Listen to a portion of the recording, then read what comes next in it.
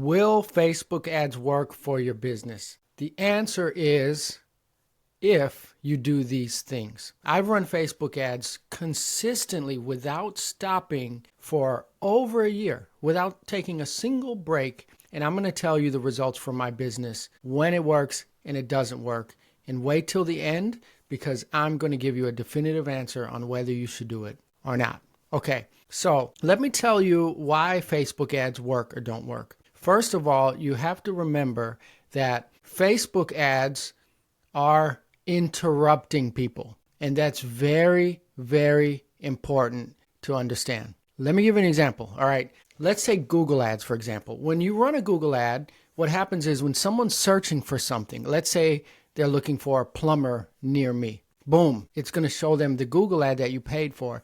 That person has a really big intent to buy something. Otherwise, they wouldn't be searching for it. So there's a pretty good chance they're going to click on that ad. Now, Facebook ads are a little bit different. They pop up in people's feeds when people are just trying to relax. People aren't trying to buy anything. And that's why a lot of times Facebook leads aren't what people are expecting. When I run Facebook ads, I get leads, but there's something really, really powerful about ads if you don't focus on the leads. Okay, we'll get to that in a second.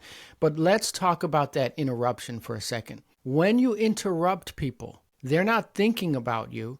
They see your ad, they decide if they want to stay on that ad or click on it. All right, let's say they click on it.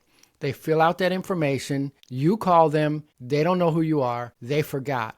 That's typically a bad lead, and it happens a lot on Facebook, but I'm going to tell you why and how you can fix that. The reason why that happens with Facebook ads is because you interrupted them, because they weren't looking for you in the first place, they were just scrolling. You're not top of mind, so they may fill it out and be interested because you interrupted them like, that's interesting, let me fill that out. It's not top of mind, so they forget it in probably less than a minute that they even filled it out. And that's why a lot of times when you run Facebook ads, you'll say, man, they're really bad leads. This is the difference, and this is how you have to make that work. Number one, you have to make sure that you respond insanely quickly when you run Facebook ads. So I'll give you an example. You run an ad, someone clicks on it, and you get an email that this person clicked on your ad. And then you call them in an hour or 2 hours or when you're free. Too late. They forgot. They forgot the ad. You'll call them and they'll most likely say, I never filled out an ad, right? I've seen that before with my Facebook ads. This is the reason why you have to have some sort of auto response. So when they fill out that ad or they click on it, they get a text message instantly, within seconds, right? Because let's be honest, we don't have time to sit around and call our Facebook leads within a second. And a lot of my leads, I notice, they come in the middle of the night or when we're closed. I use a software, and the link is in the description if you want to use that. I don't own the software. It's just something that I use, but I'll put the tool. I use a software called Chirp. And what that does is it ties my Facebook ads. When someone fills that out, it gets their first name, their email, and their phone number. And there's a reason you want those things. And instantly, when they hit submit, they get a text message back to them within a couple seconds. And there's a couple things you want to do when you respond to them is the messaging. Now, I learned this from my buddy and my Facebook ad expert. His name is Brian. He's from AdHenge. You want the response to be very personal. It would be more like if a guy named Steve responds to your ad, you want that to say, hey, thanks for filling out our Facebook form. Is this Steve? Because all you need is a response. Even if they say yes. So your question is this Steve? Yes, that's a response. If you lead with something super professional, like, hey, this is Mike from such and such heating and air conditioning. We'd love to come and serve you. You can book an appointment. Okay, they don't respond to that, right? You need to just ask them a question so they respond. Now you're in a conversation with them. And the reason why you want this to go to a text message, the reason why I use Chirp to text to my phone is no matter where I'm at, they fill out that form, the auto goes and asks them, hey, thanks for filling out our form. Is this Steve? They respond to yes. Now I'm in a texting conversation on my personal cell phone to them or the office manager's cell phone or anyone you have in the office. Now it's a texting conversation. Very, very powerful. You can also go further and have an AI answering service. Chirp has them. Some other softwares have them, right? A lot of your CRMs have this already. So just check with the CRM that you have. They may have it. What I do is I have that first response, and then when someone responds yes, the AI responder starts having a conversation with that person and even books that person onto the schedule. Very powerful because all of this can happen within a minute of them filling out the form. Okay? So let's say you don't have an autoresponder. How do you handle that? Okay? You want to set up your Facebook ads to at least have one first auto response, but if you don't have that, create a pipeline. The reason why you want to have a pipeline is you want the Facebook ad to bring that into your CRM.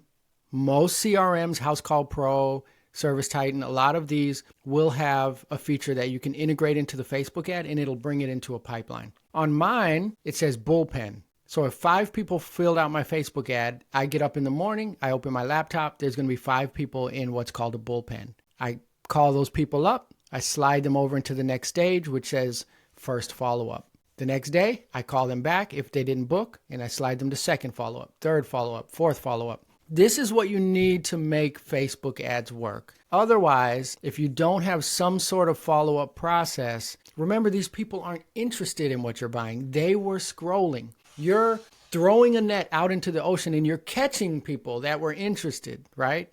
This is a big net. They were just soft interested. So this is a long game. It's not like Google ads, where Google ads, they're looking for something, they click on it, they're actively searching. That is one of the things that lets you know your Facebook ads are going to work, right? So you want to set that up before you even run Facebook ads. Now, the good thing is the gentleman that does my Facebook ads, he sets that up for you, right? So that's good. Okay, but let's talk about this. Leads. One of the biggest things that I found when I'm running Facebook ads for my company, I own an air conditioning company, for those that don't know, is the branding. I really griped and complained for a long time about not getting enough leads from Facebook ads until 3 or 4 months passed and I started getting recognized everywhere around town. I can't go anywhere without someone saying, hey, I saw you on Facebook, right? The ads are very well branded, and you want to have some sort of video on your ad, or if you're doing a picture ad, you need to have pictures or a video of the truck. So if you're talking in your Facebook ad video, you need to be standing in front of your wrapped vehicle. If you don't own a home service business and you're watching this and you own a bakery or something, you need to be standing in front of your cupcakes. Somewhere in that shot needs to be an image of your business name, because you need to have branding, right? You need to have call outs of the town you're in. Because remember, people are scrolling on Reels and they already believe that all of this stuff that they're watching is not in their town. So if your ad pops up, it needs to call out that, hey, this is right here in your town, okay? And I'm not a Facebook ads expert. Whoever runs your Facebook ads should be doing this, but it's good for us as business owners to be knowledgeable so that we know what's going on, okay? Now, the branding is incredibly powerful because we need to get what Dan Antonelli calls 5 mile famous. In every town, whether people have used a roofing company or a plumber or whatever, if they've never used one of those companies, you can still go to Walmart or Target and ask 10 people, can you name a roofing company? Can you name an HVAC company? They can all name that one big company, whether they've used them or not. That's 5 mile famous. You need to have a brand that's so strong, that's so in people's faces so often that they can name your brand, right? It's very powerful. So Facebook ads is very powerful when it comes to the long game of branding. Okay, now I went over a couple things. So we have branding.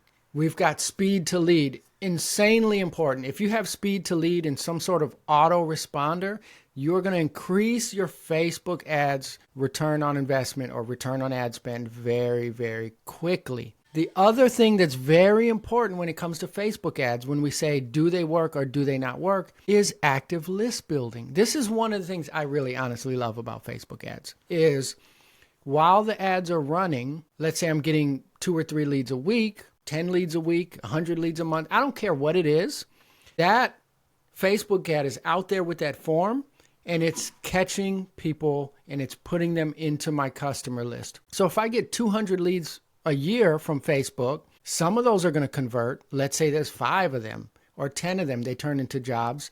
You get paid from them, but you still have those 200 people in your customer list. That ties into your email newsletter, because you should be running an email newsletter at least once a month. I have an entire email newsletter course. If you want to look at that, it has, I believe, 10 videos in it. Tells you how to set up your email newsletter, what to send, how to send it, what to write.